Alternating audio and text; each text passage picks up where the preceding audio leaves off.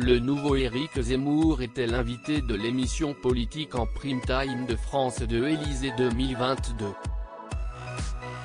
Il ne s'agit plus de l'essayiste au best-seller et chroniqueur de télévision, l'homme de 63 ans s'est mué le 30 novembre, date de l'annonce de sa candidature, en homme politique.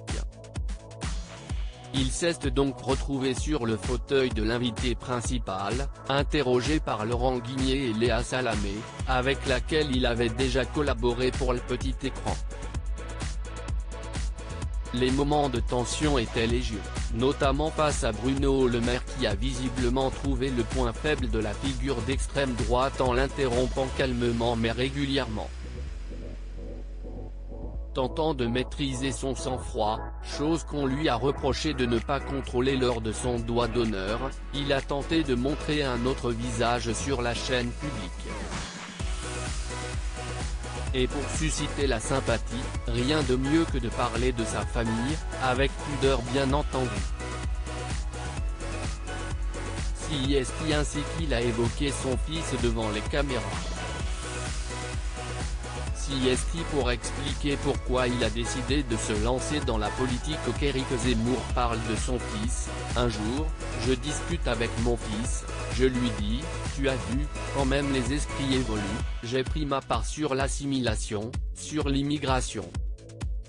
Vous savez comment sont les gamins, il me regarde et il me claque en me disant, oui, bah ça va, le diagnostic tu l'as fait, maintenant il faut passer à l'action.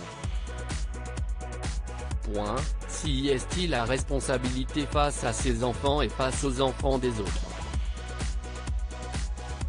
Quelle France on va leur laisser? Et je me suis dit qu'il faut qu'on conserve la France qu'on nous a transmise et qu'on puisse la transmettre à nos enfants.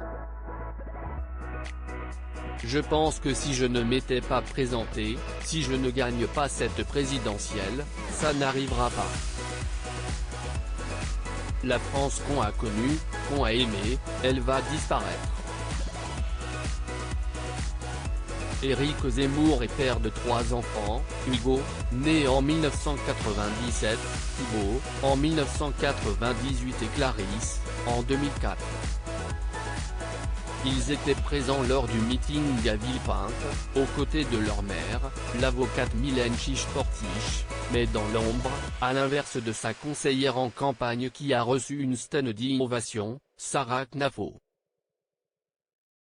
L'ancien journaliste du Figaro ne parle jamais de sa famille et protège farouchement sa progéniture. Il n'hésite pas à porter plainte quand on s'attaque à sa vie privée, comme il l'a fait contre le magazine Closer au mois de novembre.